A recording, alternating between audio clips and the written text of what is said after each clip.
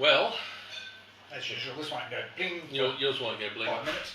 Let's hopefully mine goes bling at some point. Yes, it's gone bling. Right. Okay. So, welcome again to what do we call this place? Wednesday afternoon tastings, I guess. With Pat, my novice wine drinker, Dan, who's been with me for over 10 years now, being my knowledgeable one, and myself, Andrew, who's a bit of a know-it-all. We've decided to go through birthday wines because it's all our birthdays. This month. Pat's birthday is tomorrow, mine is Saturday, yours is the 30th. So we decided to select wines that we wanted to drink for our birthday, and we figured that because we're doing this, it was a really good way that we could just. But we did limit it. We limited it to under $30 a bottle. So where I would have happily gone stupidly crazy and grabbed a bottle of Old Bastard or Elderton Command, we restrained ourselves.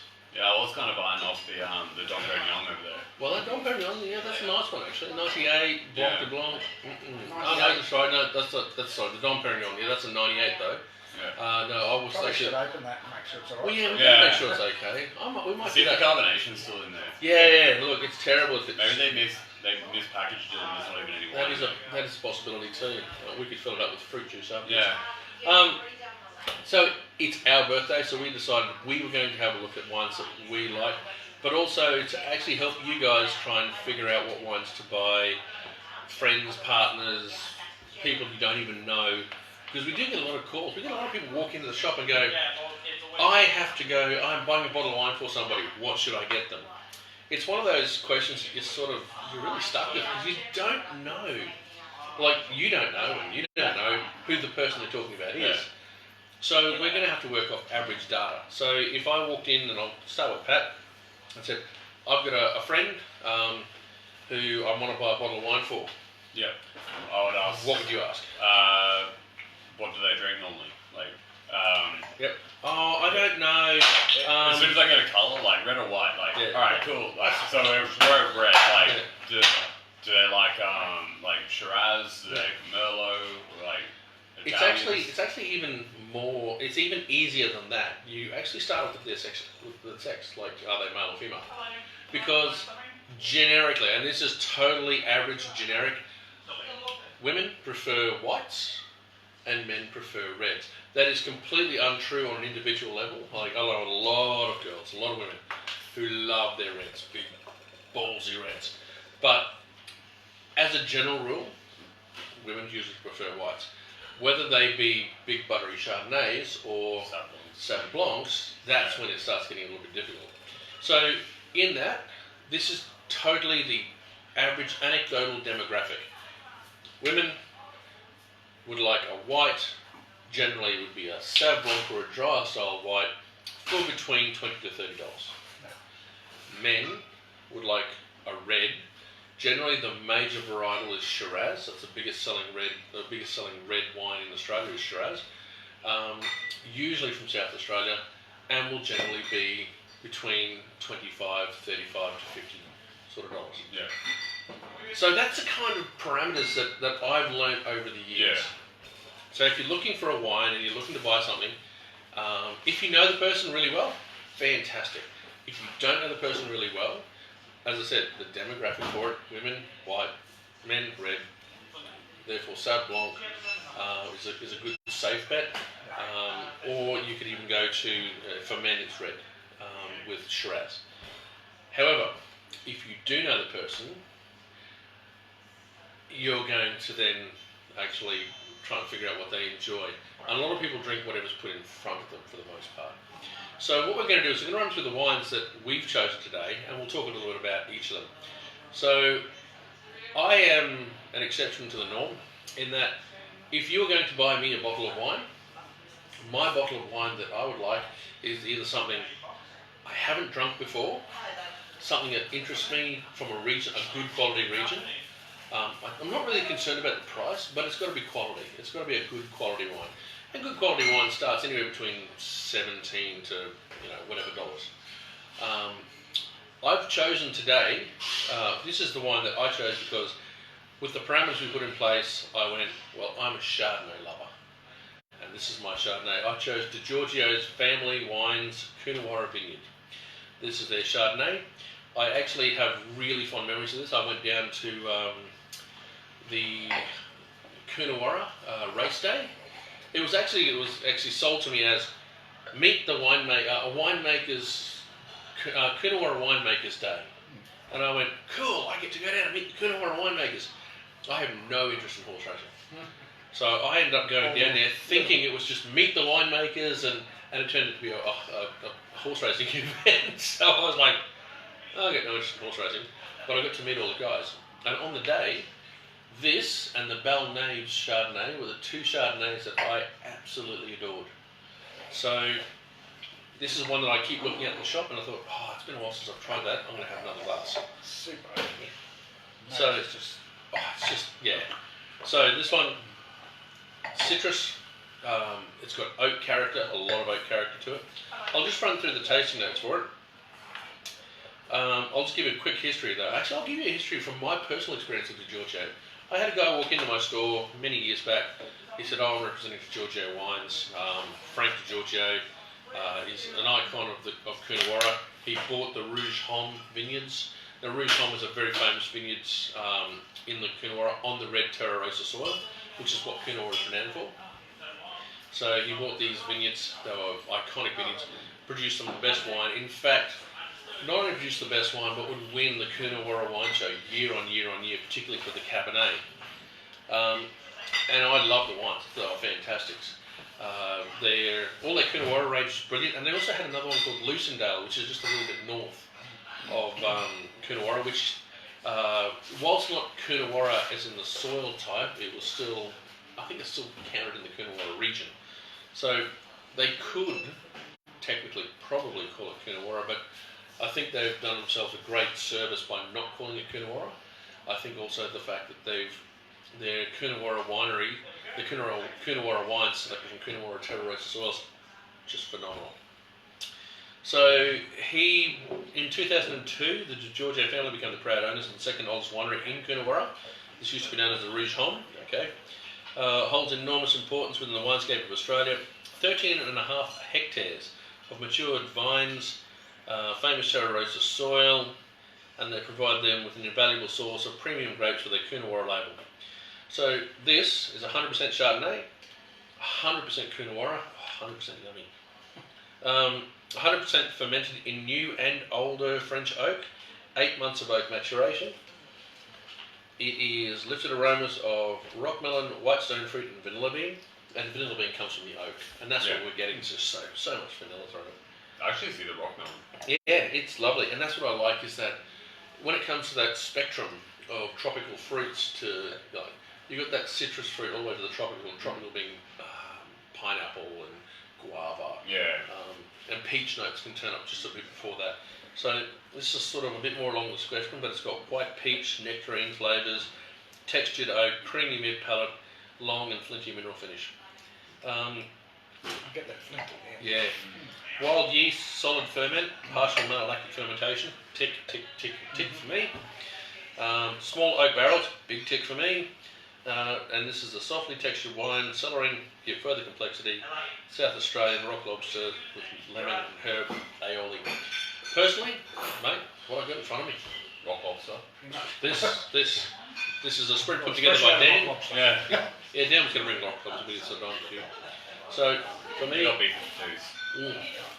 rock lobster, mushroom and bacon. Oh wow.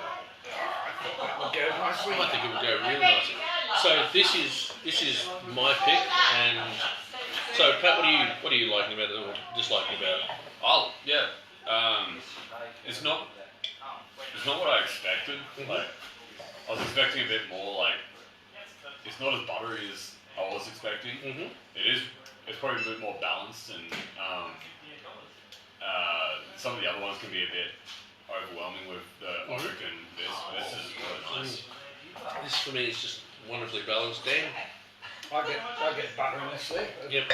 It's not as huge as some of them. Yeah. The colour gets me. Is that from? It's so light. It's only 8 months on oak, so and it's a blend of new and old oak. So you're probably looking at a 30% new oak, probably the remaining 70% being older oak. So new oak being brand new oak, so less than a year, and the older oak probably between 2 to 3 years old. About 4 years old, it just becomes sort of a container. I suppose it doesn't get much. A lot of colour or flavour from it. But 8 months, if it sat there for 18 months, like some of them that we've had in the past, or that we've had in the past. What year was this one? This one is 2017, is it? 2017, yeah. So that's got plenty of room for aging. Oh, yeah. This will just get better and better and better. I think you get a lot more butteriness and balanced oak out of it. Another 5 years or something. Yeah, but for me, that was the one when I started hunting, because I chose Chardonnay. I just went, oh, everyone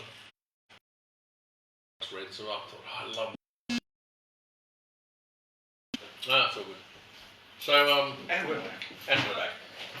Yeah, for me, that was my pick. I really, really wanted to have a Chardonnay. The other Chardonnay I've selected probably Constanza and Sons, their kinship. Already on that one. Yeah, but it's also $35. Surprisingly, there is one that I don't carry that I do enjoy, but the trouble is, I just never remember it when I go to auto. That's the Lewin Estate, the Prelude. You just got a really, really good one. But there's a myriad of really good Chardonnays out there. I'm really fond of the Marambo Creek. Yeah, that's a really nice one. It's about $30 a bottle normally, but yeah, it's beautiful. And Allendale as well. Allendale's real nice. Got a fight jam to the other. Yeah, I know. Yeah. Yeah, so these are all the Chardonnays that I love and I'll happily recommend. So if someone comes in looking to buy a wine from me, Chardonnay is the simplest one to go for. But something like the Tinta Barocca from Ricatera, that's an unusual one. Zinfandel from Joel Gott. Any of the really cool... That's straight Semillons. Straight Semillon. I Have to be had a customer aged. asking for them the other day. We've got 2 on the shelf. Yeah, so with the Semillon for me it's got to be aged. I'm looking for toast and honey sort of notes to it, so I want some aged stuff. So Mount Pleasant's Elizabeth Museum release and the Lovedale are both excellent. Stevens from Tyrrell's is really good. But when they have, a lot of people buy Semillon, they're having zesty, bright, young Semillon. It's not my thing. Doesn't do it for you? No, definitely not. So, I suppose we'll go to the next one to choose. It will be Dan. So if someone came in and said, I'm looking to buy a wine for Dan, what should we aim towards? Darren Pinot. Pretty much. It's not just about quantity. A case of Darren. A case of Yarra I'll Pinot. take it. Yeah. It was a trick question because when you rang and asked me, I thought, someone wants to buy me a bottle of wine. I'll have one of them. Yeah, and then he informed me that we'd be tasting these. Yeah. I'm pretty much an all-rounder really now. Started off with the Crimson Cabernet. Crimson people Cabernet. know, and the tastes and palate have obviously changed over the last 10 years considerably. Oh yeah. Hasn't it? What? Yeah, I don't do Bundy Rum much anymore. No. Much. It depends on who I drink with. Yeah. Yeah, that's true. Yeah. That is chili and ginger. Pat might not appreciate that chutney so much. Yeah, good point. Pat's not a big spice lover. I'll go. You give it a shot. Oh, here we go. It's not. Well, I had a taste of it straight. It wasn't nasty. It's quite sweet. It's quite lovely. It's actually more of the heat coming from the ginger than the chili. Probably. Yeah. So I chose the GSM Soul Growers as something we've. Let's have a little bit more of mine. Sorry, just one second. Yeah. Okay. Sorry, my bad. Well, we probably should pour it in. Probably pour the red, pass over the red and all. You'll drink that. Yeah.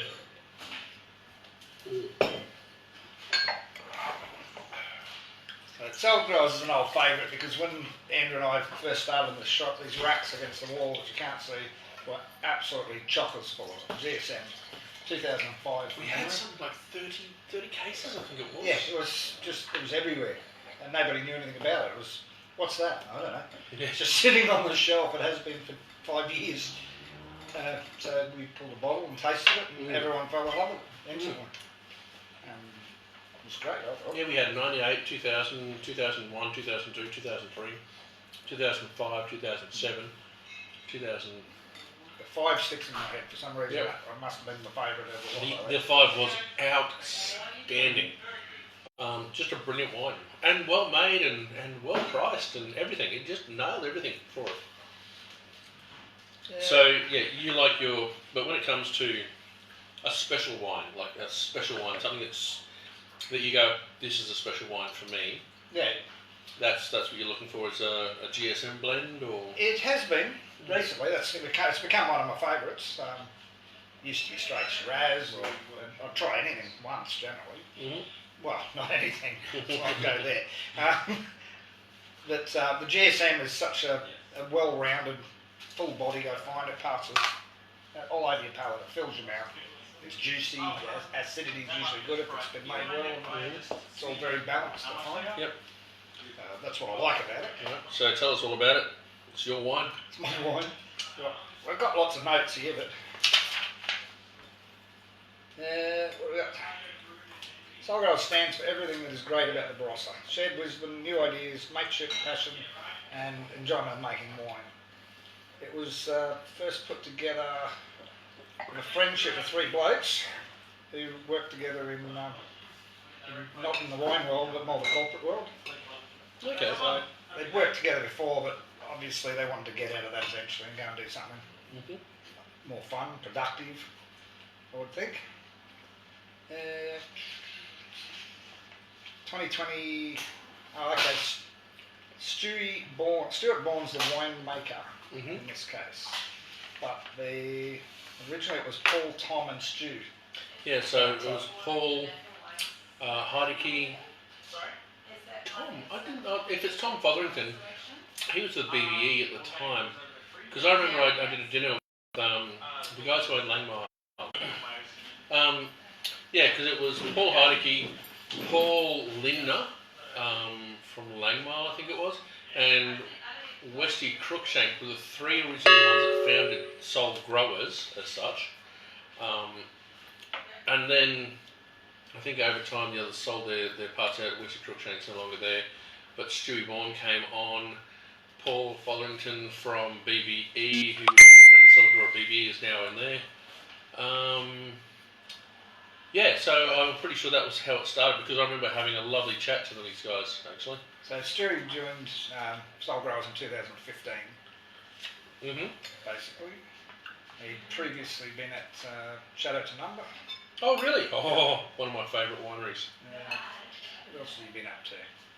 So he landed in Barossa in 2002, taking the position of winemaker at Barossa Valley Estate. He travelled extensively in both domestic and overseas markets. Obviously making a lot of friends and contacts along the way. Yep. And then, that's when he took his skills to Shadow to Nunda and continued to accumulate heaps of wine accolades. So a lot of experience and a lot of high, well, not high selling, but a lot of really good wines that people appreciated. Yeah.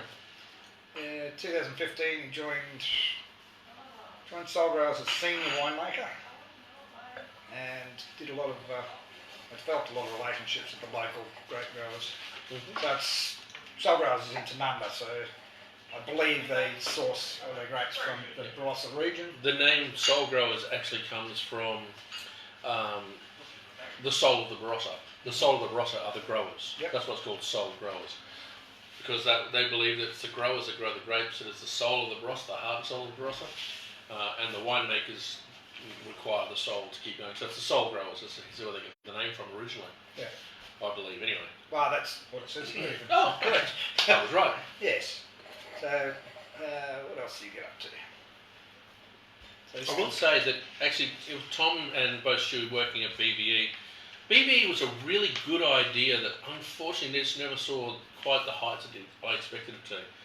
BBE stands for Barossa Valley Estates, which was a co-op. So in overseas markets, you've got business models that are set up as... So we in Australia, we're like, some guy owns the vineyards or a winery, and then buys grapes, and then makes wine under his label, and that's how we see a lot of our... Yeah. So therefore, it's either from his own estates, he buys it in. BB was actually a whole bunch of grape growers that came together to afford a facility so that they could produce a wine under a single label called Barossa Valley Estates. And they had a really good winemaker come in and work with them for it, like a contract winemaker to come in. It was a great idea, and it has worked all over the world. I've never seen a more interrupted bloody. That's cool. Try and have a session here. So all these guys from all over the world, this idea of a co-op has been in action. In Australia, we found, because of the way we set up our wine market, it didn't work quite as well. They produced good wine. They made some excellent, like the BVE E&D Black Pepper is actually one of the iconic wines out of the Barossa.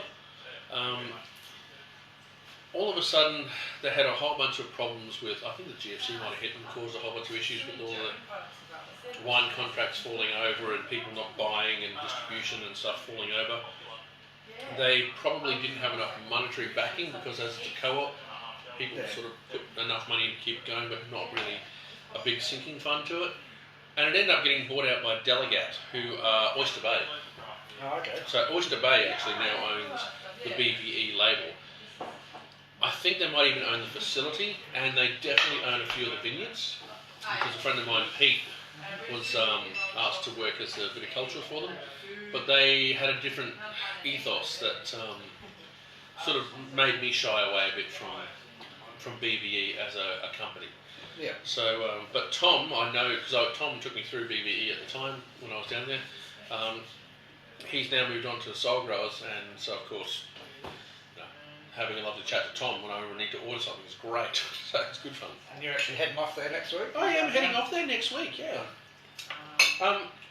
So what did they say about the actual GSM? Because this is a phenomenally put together wine. Well, before we talk about that, he's actually been voted, Stewie's been voted 2020 Barossa Winemaker of the Year. Oh wow, that Barons of the Barossa did that? Barons of the Barossa. So that's pretty huge, man. It's well deserved as well. Yeah, it is. The wine that he's been producing for the last 3 or 4 years has been fantastic. Well, it's a big congratulations for him anyway. Yeah. Yeah, so what it says about the 18, it doesn't say a lot here, but it's 2018 equivalent of the blending of noble varieties. What's noble varieties? No, Grenache, Shiraz and Mourvedre. Or Mataro. But why are they called noble? Because they're the main ones from that Do region. they own a piece of dirt in Scotland? Yes, they do. They're lands in Scotland. That's how they do it. Fine. We're back in a second. Oh,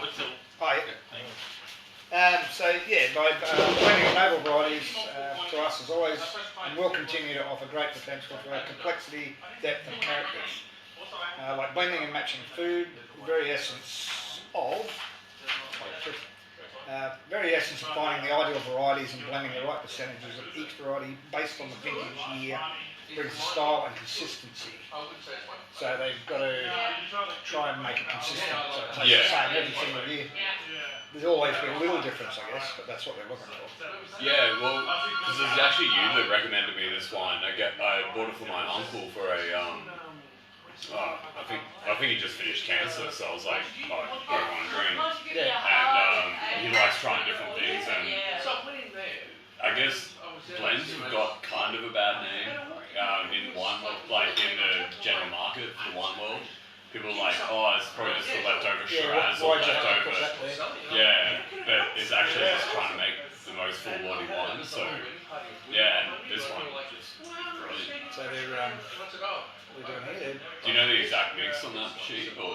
No, it actually doesn't say. I think it does in the bottle, but And they tasted it, went, oh, it's strawberry. They sold the free Grenache, Mataro. Do I get commission? Then he said, I'll give you free. No, they're not going to give the secret away. Yeah. But it's always in the so Grenache, Shiraz, Mataro. So it's the majority Grenache, middle Shiraz, and a smaller amount of Mataro at the end. Yeah. But no, they haven't actually listed what it is. I can see. I'm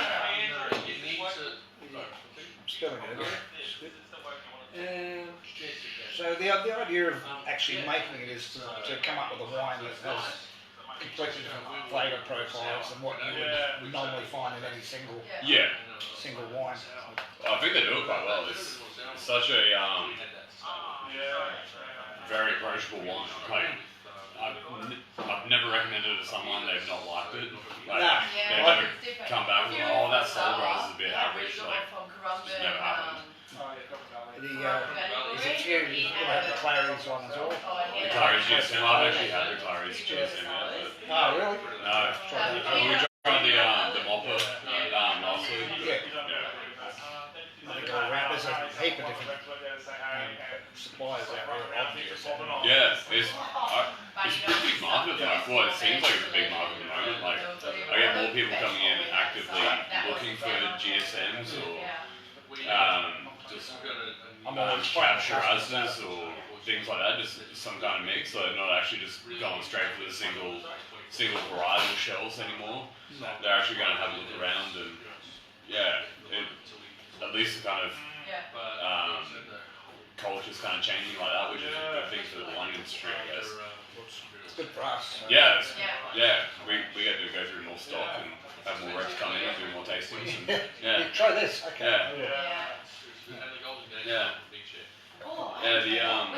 So because we go through so much Soul Growers, like. Have you tried any blends in the bar?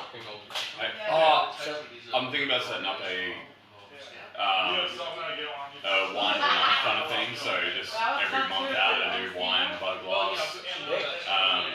Soul Growers is definitely the front runner. Like, for a red drinker, like. What do we got on? 24.99 a bottle? Yeah. 25? Yeah. I actually looked on their site and pretty sure it's 35 at the cellar door. So I thought we've actually got it cheaper than Dan Murphy's. I was having a quick look on Dan Murphy's website, and I think we're cheaper than them by a couple of dollars. I think it's $29 through Dan Murphy's. okay. That's a craft. Maybe we better put it up. No. Yeah. So we had to think this vintage compares to like the 2005. That's what I'd love to talk to them about. But as it said, he's Stu didn't become the winemaker till 2015. Yeah. So I'm not sure who the winemaker was for. Who the previous winemaker was. That'd be interesting. Actually, Andrew might know that. Yeah, to see where he moved on to. Like, there's probably another wine we got in the store that's brilliant, but we don't know it. Yeah. There would be plenty because we can't drink them all. We can't have it. So I'm wondering if so it was Paul, Tom, and Stu had worked together, convinced that their future would one day be an uncomplicated, handmade and loving, nurtured winemaking enterprise. So I'll have to ask Andrew if he knows who the original winemaker was. Yeah, I think it seems. Well, I don't know. It's just the blurbs kind of spruiking the kind of ethos behind a lot of the Barossa stuff, but a lot of it seems to be steeped in kind of the moral aspects of the winemaking, especially in the Barossa. Yeah, like they. It's really about the product. Yeah, it's about the winemaking or the viticulture skills or something. You're out there just making us sweat, are you, right? Yeah, I was. Keep talking. I dare you. Let's see how they go winging it. Yeah. Actually, well, I would like to point out we have a new till system, so we are a little behind today. Trying to get everything done. So where are we up to? Still talking about Soul Growers? We're actually just wondering, students start from 2015 with Soul Growers. Yep. You have any idea who the previous winemaker was? Yeah, Westy Cruikshank. Oh, okay. So who does he work for currently? I don't know actually. He kind of disappeared off the radar for me. Actually, I didn't know that Stu had taken over until last year. Because we actually hadn't had Soul Growers in for quite a while. No, it's been years. It's only because, well, there's a couple of reasons, but the main reason being that it wasn't around. It wasn't in the trade. So yeah, that was my big thing. Is it just wasn't front and centre of the trade. And we tried it at the 100 proof tasting. Remember? Yeah, I remember. Yeah. Yeah, so we went down and found it at the 100 proof tasting. Had a chat to the guys there. Then they did the Brisbane Good Food and Wine Show. Had a follow up tasting there and talked about the wines. And then we decided to rearrange it again. And now it's flies. It's really good. We order directly 5 cases every couple of weeks. Yeah, it's good. You try that mushroom, it's so juicy. Oh, really? Yeah. The bit I had was. Yum. So, You talk about the flavour profile? No, we didn't get into the flavour. Oh, okay, so I left you all alone to chat about flavour profile, but tastes good. She goes good is exactly what it is. She's alright. And Pat loves it. Yeah, I reckon it's I love it. Now, on your bingo sheet at home. Yeah, Pat loves it. So, essentially, the all right. I'll ask. We'll force Pat to work his way through it. 3 grape varietals: Shiraz, Grenache, and Mourvedre. Mm-hmm. What does each bring into the wine? Actually, it's Grenache, Shiraz, and Mourvedre. Yeah. What's So, the GSM? So yeah. So imagine the Shiraz would give like the full body to it. The Grenache would give the fruit, and then the Mourvedre would give like the finish or the like kind of Am I anywhere close or? You're actually just about nailed it. Just about. So think about the parts of the wine. Actually, can I have another sip? I just need to have a taste. Yeah, why not? Throw it around. Yeah. That's a small that one there. We've only got 3. I forgot what I'm talking about. Yep. Okay. So Grenache is an early ripening fruit that brings out ripe red fruits early. Mm-hmm. It's really softened the tannins. Yeah. So therefore, lots of fruit, lots of sweet fruit. Yeah. So therefore, you're going to get your sweet, fruity start. It also produces alcohol fairly quickly, which is really good, particularly for in colder regions or cooler regions like France. So Châteauneuf-du-Pape, Roussillon, Languedoc. The Grenache is a really good business grade because it is ready early, produces alcohol fairly young and quickly. So therefore, you can harvest it earlier, and that way, if you get rains coming later in the year, you've got something to sell. So in a GSM blend, it's bringing the sweet fruit, but not bringing a huge amount of tannin to it. It does have acidity, but it's more about the fruit. Shiraz brings a bit of spiciness, a body to it. Also brings some more red fruit to punch through.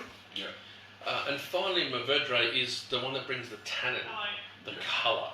It's more of a colour adding and soft tannin bringer.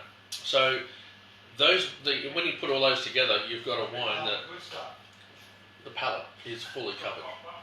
So you've got the front palate with all the fruit, you've got the mid palate covered off, you've got the tannins and the persistence in the back finish. So the one thing I've always wondered, like, I never see any straight varietals of Mourvedre. Like Several up there. Is it? Yeah, we've got several out there. Mataro? Oh, Mourvedre and Mataro. Oh, they're the same thing? Yep. Okay. So Mourvedre is French, Mataro is Spanish. Yep. It's kind of like, oh god, I forgot what it is now. Spanish? Shiraz and Syrah. Shiraz and Syrah is probably a good example, but there's and Monastrell is the other one.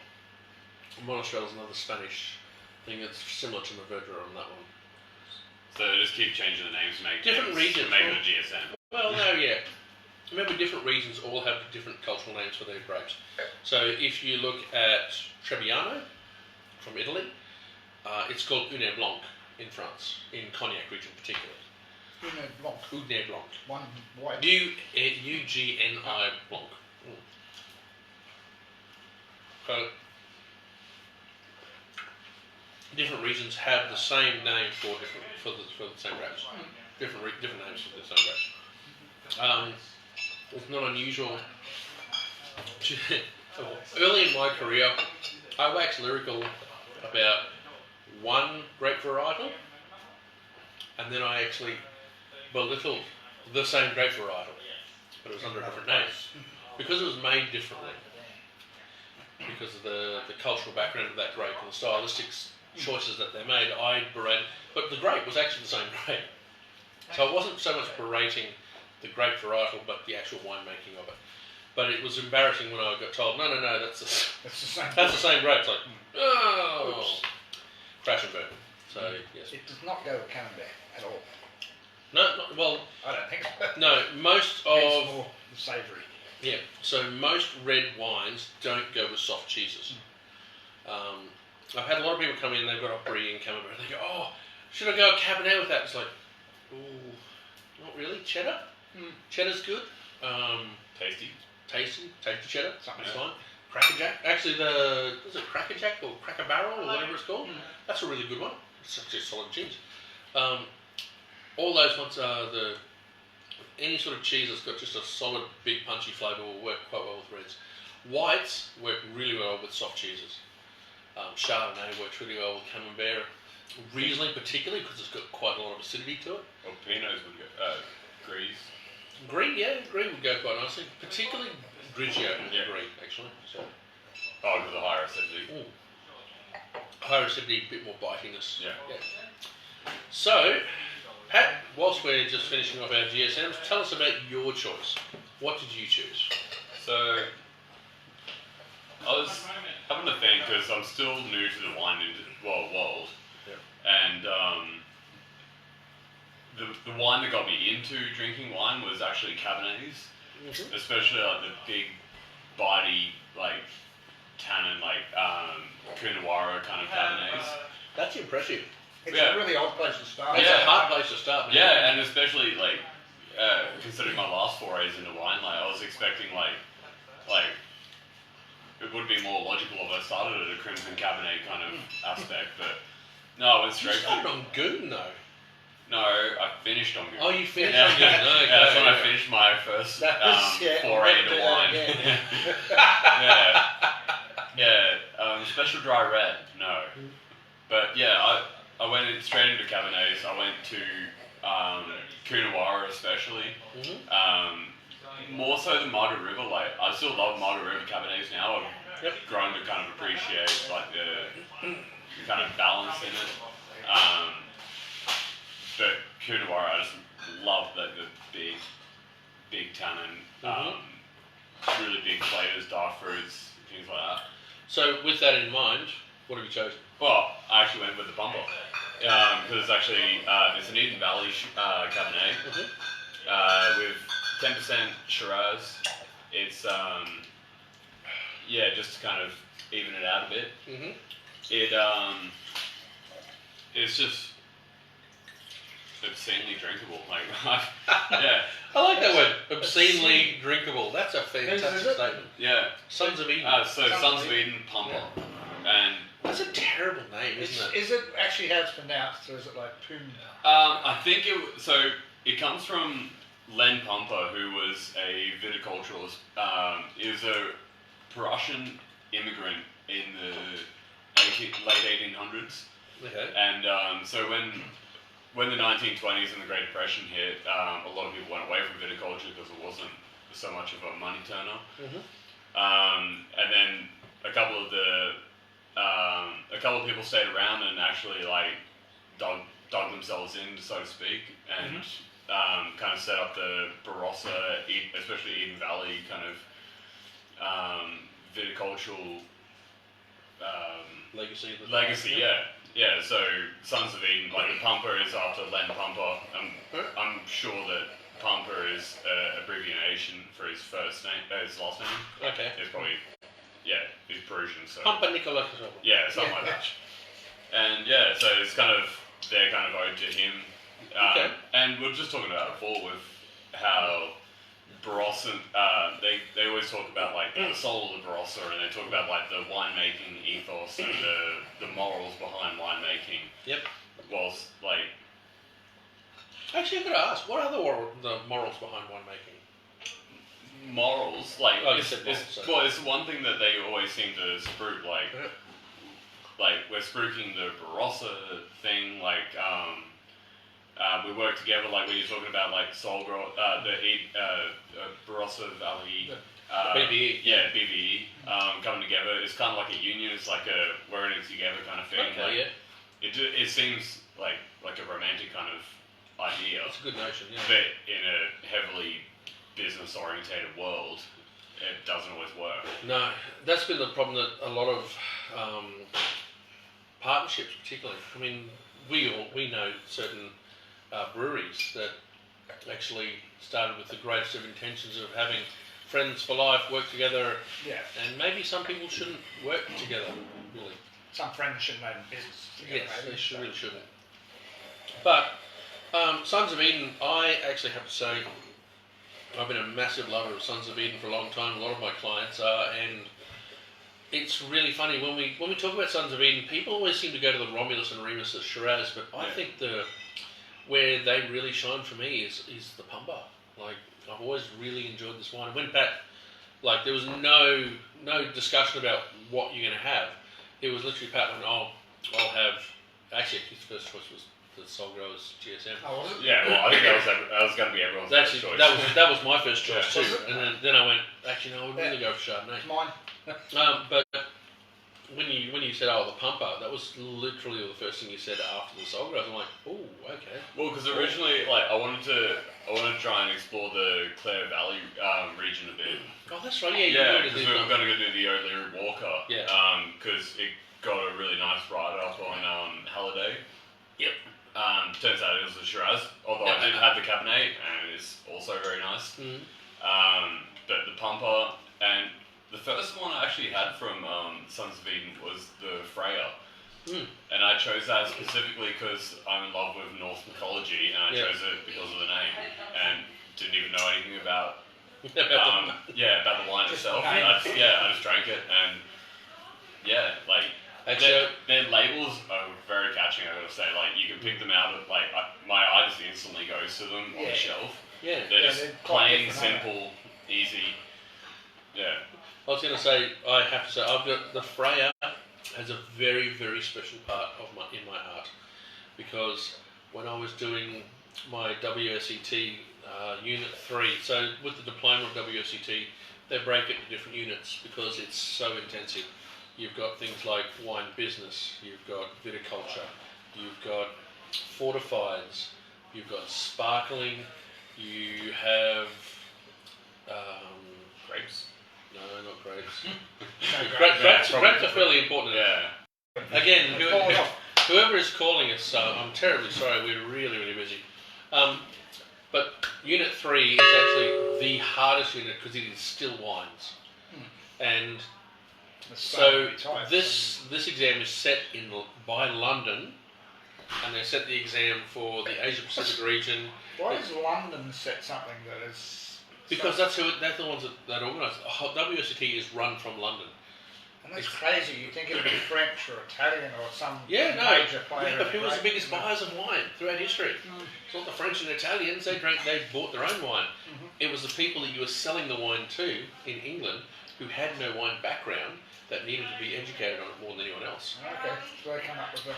And they came up with a structure for it. In France, if you wanted to learn about wine, it's like, go out and work in a field, drink the wine, you like it, good, you tick. Make some. Make some. You want wine. You want wine. Yeah. So at the end in my exam, I sat down and I completely misread the timing. I knew that we had 3 hours to do 12 wines. But I thought we had 3 hours straight to do 12 wines, so I could concentrate on the first bracket of 3, really nail it down, do the second bracket of 3, do the third bracket, then the fourth bracket of 3, and get it all through. What I didn't realise is that they said after half an hour, all the wines go, and the next lot come in. I'm like, holy God! Okay. So I literally was panicking because I was so far behind, because they do a bracket of 6 and a bracket of 6. So I was so far behind, and I was racing. And I picked up the first, and it said, all these wines come from the same country. And I picked up the first wine, which was a white, and I looked at it, and I went, smell, and I went, ooh, that's lemon over lime, actually. Smell, taste, oh, that's lemon over lime, that's dry. Holy God, that's Eden Valley, that's Freya. Yeah. I literally knew the wine because I went, that's the Freya. That's Sons of Eden's Freya. And so I went, right, tasting note. Did the taste note in like 10 minutes. Wrote the whole tasting note out. Went to the next one. Now I knew which country I was in. Every wine made sense and was obvious. Coonawarra Cabernet, Barossa Shiraz. I was just like, oh. And when you get something like that, that was just a gift. It was like a beautiful box that was wrapped and given to me. And all I had to do was pull the bow apart. And I went, ah. I'm really hoping one day, if I do that test, I get to a point where I'm having to drink wine, like, well, it's like Soul Growers. Like, I'm very familiar. Yeah. So, as I said, so Freya has always had a massive, just massive place in my heart. Yeah. And in fact, it's one of the wines that my wife loved, and she said, we've got to buy some of that. So we bought a whole heap of that. That's why I knew I bought a lot of it over the years. So when we we had a dinner with Sons of Eden not long back at the Barrel, I think it was, Was that something? Yeah. that was Sons of Eden. Might have been, yeah. And I hope I haven't got the name wrong. I think Simon Black is the winemaker, he's the winemaker for it. Mm-hmm. No, it's not Simon Black. That was Coriol, I think. Cowell, I think it is. Winemaking. Something Cowell. Like, there's one winemaker and one viticulturalist. Okay. Yeah, because the two of them are actually the ones that I think the viticulturalist was the Simon Cowell. No, that's right. It was Cowell. So I'm thinking of Simon Black from Coriol. Yeah, Coriol out there. But we did. No, Altitude was actually Sons of Eden, and we had just an amazing tasting. And I was really blown away by not just the knowledge of the guy who was presenting, but the way he presented. Nobody felt stupid. Yeah. Corey Ryan. Yeah, and Simon Cowham. So Simon was the one that came up, and he didn't make you feel stupid, which is something that's really, really hard sometimes for people who live inside the industry. They will make you feel silly, not because they're trying to make you feel silly, but because we're talking about really obvious things to that group or that winemaker. Yeah. That you go, and like, I've done this many times myself when I've been asking questions, where I've asked such a stupidly easy question to answer that he's sort of looking on, really? But it's just a hole in my knowledge base. Where he's actually where I've actually asked the question, and I think one of them was, so when you say oak aged, what do you mean by oak aged? What I meant was, do you stave, do you teabag, do you put it in oak barrels? Yeah. What he heard was, how do you age on oak? Yeah. So you can imagine the first thought in his head of, what sort of a moron are you to be in the shop? Do you know what oak age is? Yeah, but as I said, so I remember Simon being really good and actually fielding questions that seemed really... How do you get the oak into your... Yeah, how do you get your oak into the wine? Well, Yeah. I think the question was, I get lots of chocolates in here. How do you get that chocolate into your wine? And, you know... We've got a partnership with Cadbury. Yeah, Cadbury just throws it on. No, it was actually... But it was a really... His answer was really good. It was... those are developed characters that turn up in the wine, and he explained it so beautifully. And made the person feel not just informed, but it sounded like a good question. It was like an appreciation. Yeah, it was appreciation of it. And it sounded like you were understood. Yeah, and it was really well done. So I was really impressed with these guys. The other thing is that when we try these wines, I always find that Eden Valley, the Sons of Eden Valley wines, are so punchy. Yeah. They really are. That's why I like it. I kind of want my wines to be like fruit forward. I want it to. I want the big tannins. I want the big mouthfeel. Yeah. Well, this has got big mouthfeel, but it doesn't have big tannin. Yeah, it doesn't have big tannin. It's a lot smoother than I'm used to. Mm-hmm. But for it's actually, to me, is kind of similar to the Mintaro. Yep. Which is the Clare Valley one. I love that wine. I haven't tried that. Yeah, the Mintaro. Yeah, it's the one with the stained glass windows on it. Mm. Yeah. Oh, okay. Yeah. Yeah, long time ago. See those boxes that you built over there? Mm. Yeah, out of that. Yeah. Yeah. That was brilliant. And from a wine region that I don't think gets a lot of recognition from what I've seen. Yep. Clare Valley. They produce some really good stuff. Even that O'Leary Walker one I tried the other day. The Cabernet was nice. I'm gonna go try the Shiraz next, and then I kind of want to try that Pinotage as well. Well, yeah, I didn't know they did a Pinotage. Yeah, apparently it's a single varietal, single vintage. They're doing they did last year. I'm gonna have to ask Jane if they actually do have that available, because that kind of thing is, if you're looking to buy me a wine, that's the kind of thing I really enjoy. Single vintage from a... Well, just something that's so unusual. So, for example, I went down to a tasting with Jim Barry, and they brought out a wine, a Greek wine. This guy. Yeah, the guys that make that wine. Yeah. They actually have an Acidico. ASSYRTIKO. You just put random letters together. I did, but it's Greek. Yeah.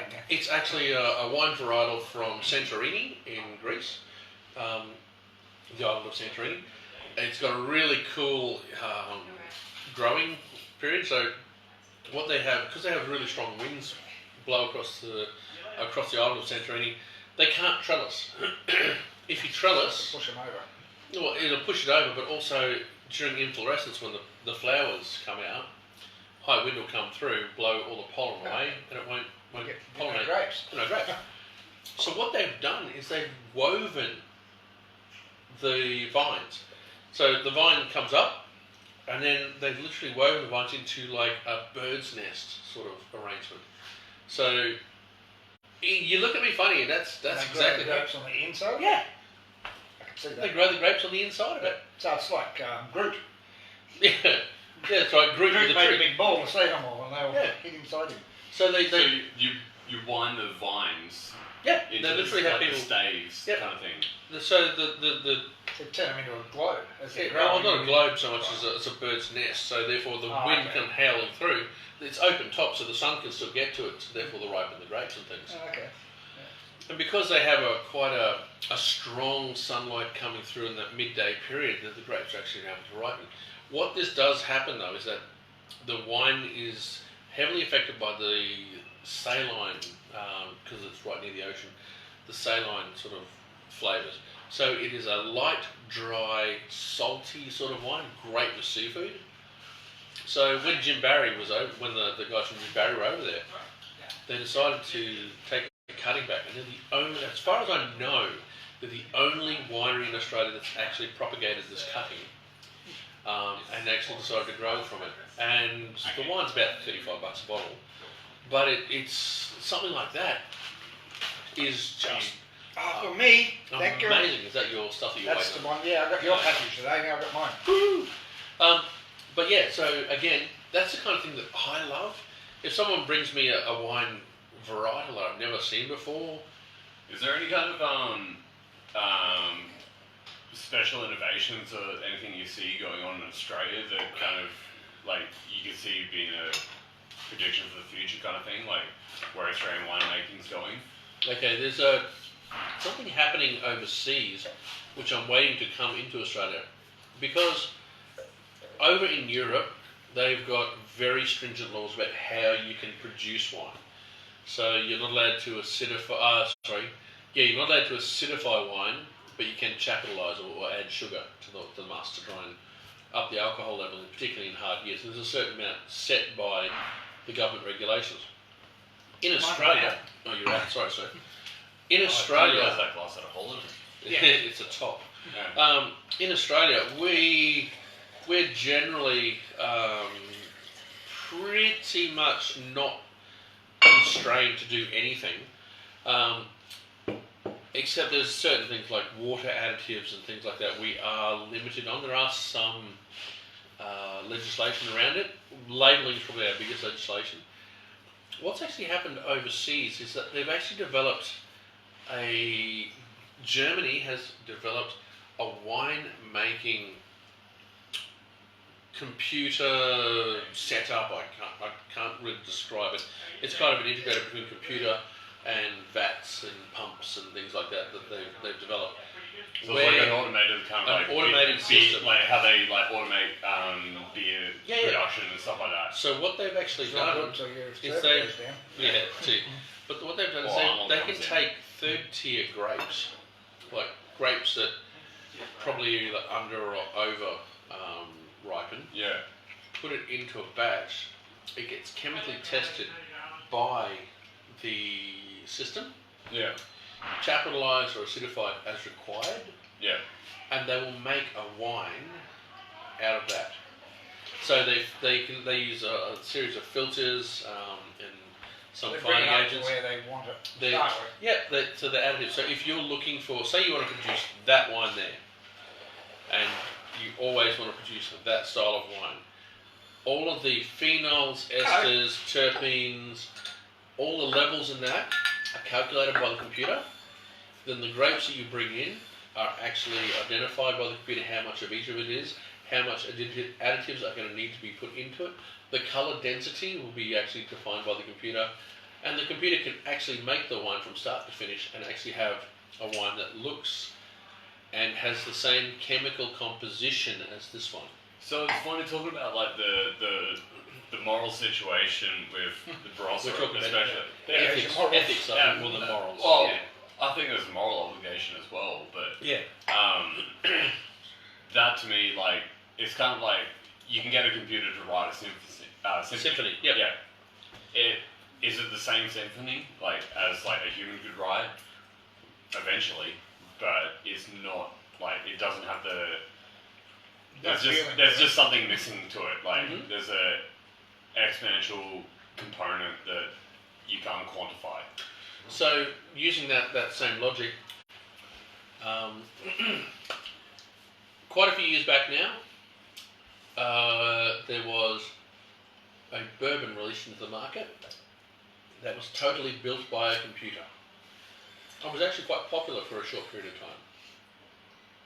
But I can see things like bourbon where it's just like X amount of ingredient of A, X amount of ingredient of B, like fermentation, X amount. Yeah, so this is what I'm saying is that if you break it down, and this is the one thing about Australians, we're quite scientific on how we work.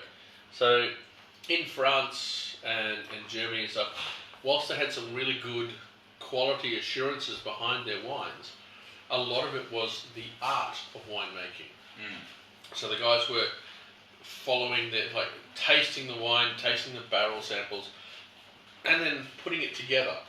Like putting together a wine now. It's literally barrel samples. You write a quick note on each, you taste it, you blend it, you then try and find the best blending that gets the most bang for buck you can to release to the market. Well, if a computer can do all that for you by identifying everything about that wine, will it be the same wine or not? I don't think so either, but this is what's going to happen in the future. At the moment, we're already struggling to understand the difference between... a computer can't taste it. Yeah, but it's not trying to. But they have like glucose levels and just like every kind of like compound level. It still doesn't do flavour. Yes, it does. But that's all part of it. They're all chemical components. Yeah, you taste a pineapple lolly. It does not taste like pineapple. No, you can't get those. But those banana lollies, that doesn't taste like. Well, no, but here's actually a funny tidbit though. Those banana lollies actually did taste like a banana that is now extinct and is based exactly off the flavour of those bananas. Like, yeah, it was on QI the other night. Like, Steve Fry, if you're watching. Yeah. Yeah. Oh yes, you just said hello. Oh yeah. No. Actually, not even your mum said hi to you today. Oh right. Yeah, it's my birthday. Yeah. Tomorrow's your birthday. Oh, so, but yeah, as I said, so what's going to happen in the future is, by the way, this production line that's been developed by this German company is banned. It's banned before it even got into the market. They went, no, bang, gone. It's going to kill industry. Well, it's not going to kill the industry so much as it's going to make the industry have to reevaluate how it does things. And this is a problem with technology is that like our new till. Yeah. So we realise technology is an occurrence. We can't stop it. It is powering forward. Whoever is first into the market with this. So think about making wine 20 years ago. There was a lot of handwork. There was a lot of actually great bunch selections, sorting tables. There was people actually having to walk the vineyards daily, and it took 24 to 48 hours of work to, harvest a vineyard.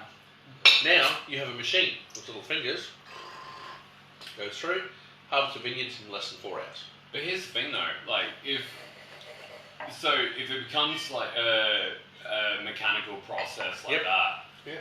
does that not push the price up of people who actually do it, like hand-pick, like actually sit down tasting, and it might not even be the same quality. That's like, true. Yeah. But So, then people will buy it strictly because it's hand-picked. Like, so at that point, yes, you're going to get more costs involved. well, there's no more, you're not doing any more than you did before. It's Yeah. just that your Well, market, your product is your not sought market, after. you're the only human winemaker Yeah.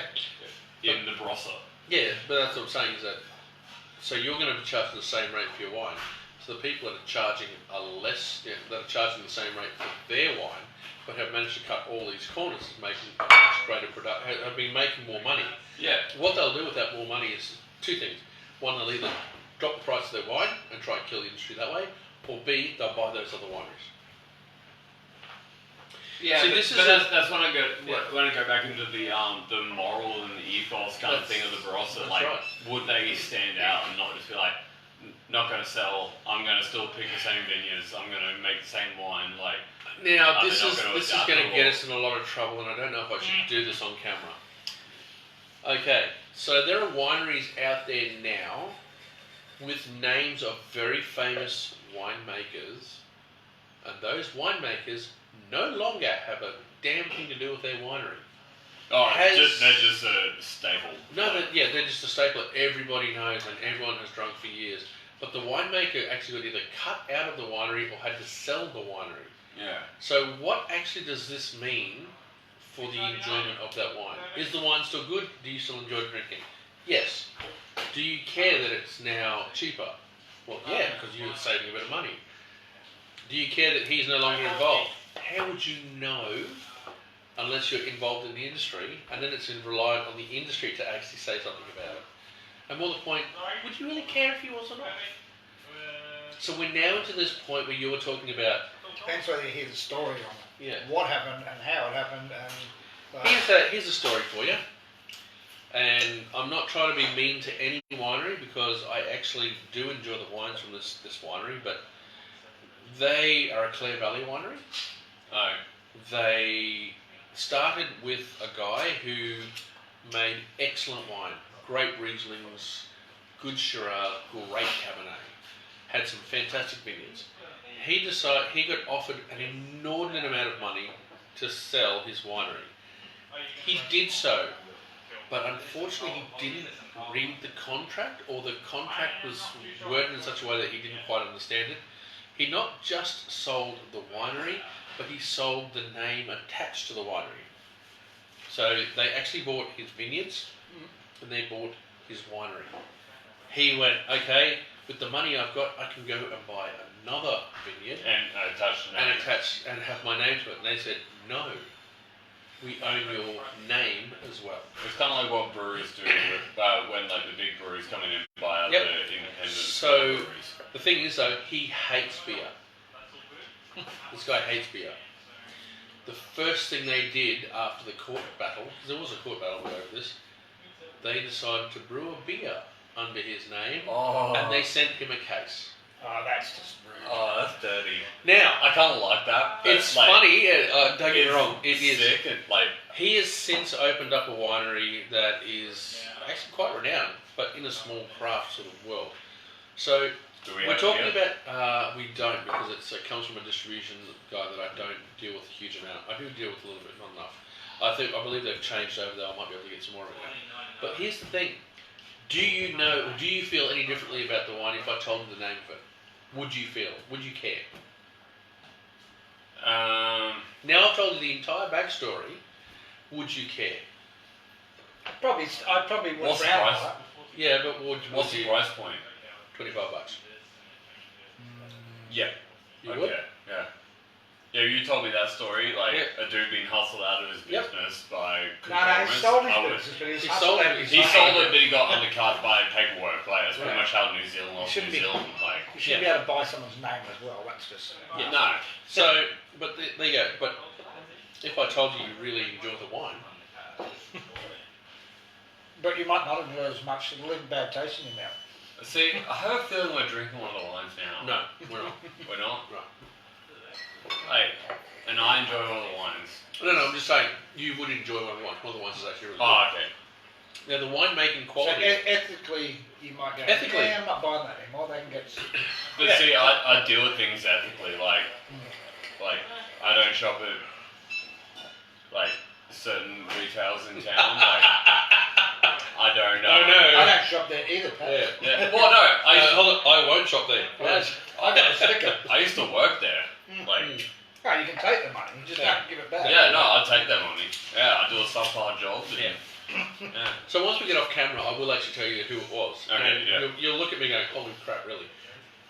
But So the thing is that that's... industry is to me, it's interesting seeing the kind of Game of Thrones thing with wine, like because it seems such a regal pursuit. It does. It seems like a really noble pursuit, and you see these people, it's like all these just giant conglomerates coming in. It's like, I want your vineyard, your name, and everything. I want your shirt you're wearing right now. Buy a new car because you're going to leave on a different car.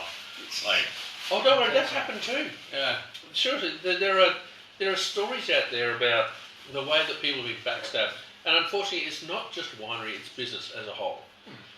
So we have a plethora of stories like this, and I can tell you 10 stories like that out of the one region, let alone the entire wine industry. One of the most famous is Barossa the most apt for this kind of takeover the situation, or is it just we're focusing on pretty much Barossa at the moment? We're just focusing on Barossa and Clare Valley, South Australia as a general. So, but even in South Australia, there's so many, and it can be anything from a family breakup to a big corporation coming in. It's kind of like Scottish, whiskey makers. When it's like the family split up, it's like, oh, they've gone to war with each other. It's like, really? It's like, yeah, they've actually gone to war. Like, They actually kill each other.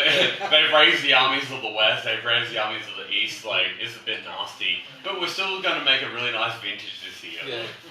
But these things happen all the time, and they happen throughout the world, not just Australia, but the entire world.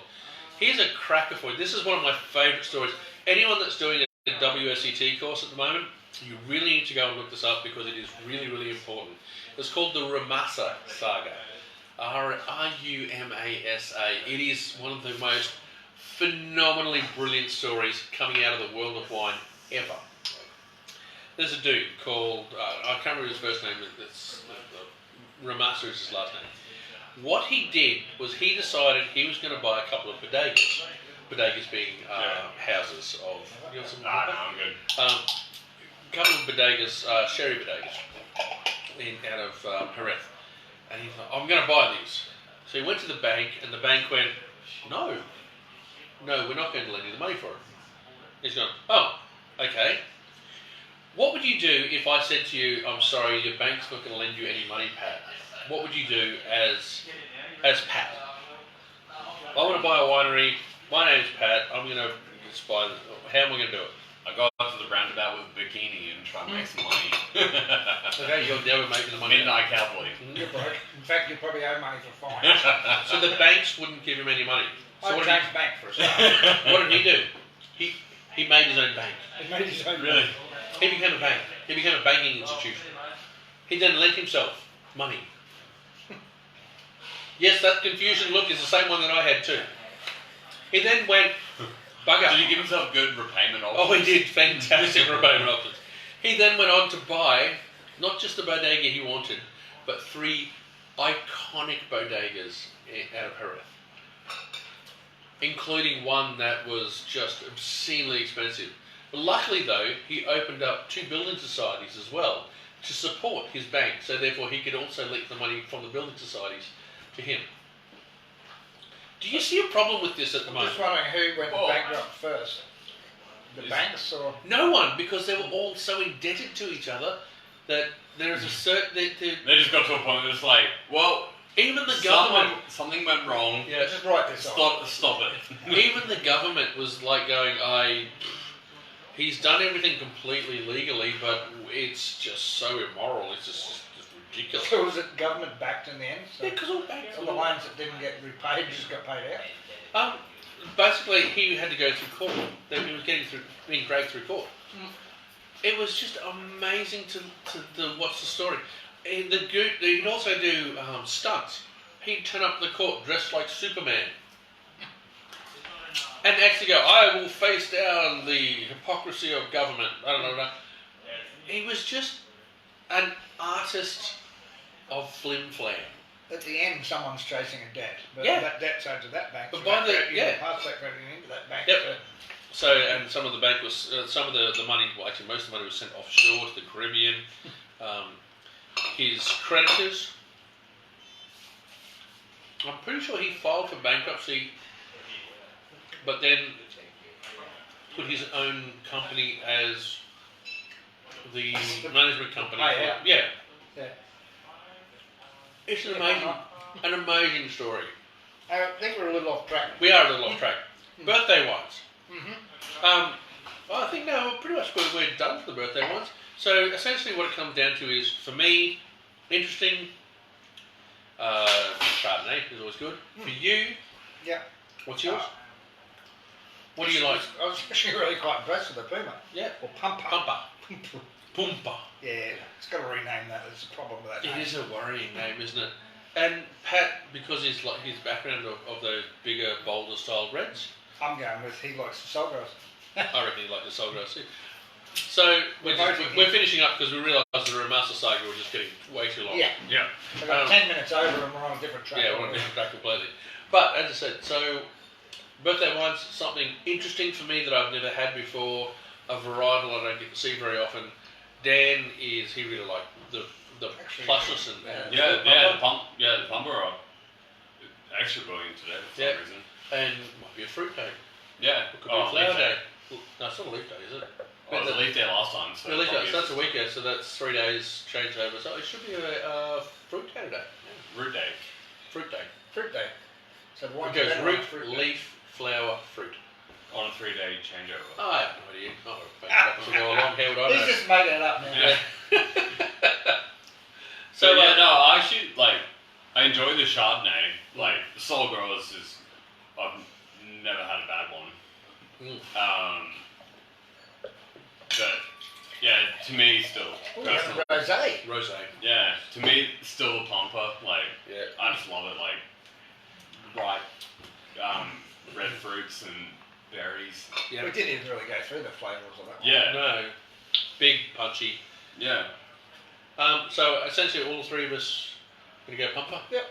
I think the pumper is a bit of a winner for the day for the Sons of Eden. I'm sorry about that Solgros. Don't treat him any better or worse when he gets there.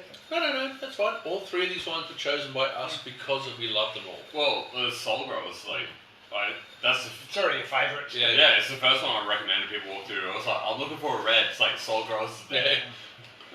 Yeah, I must admit that's a very good. It's an easy sell for us. Yeah, I can sell it to anyone. I don't care what you drink. You can drink Crimson Cab, or you could drink like sparkling rose. Oh, sorry, Chardonnay. Rosé's good. All right. Anyway, drink well. Drink like a savvy. Happy birthday. Hey, happy birthday to you. Happy birthday to you. Happy birthday to you.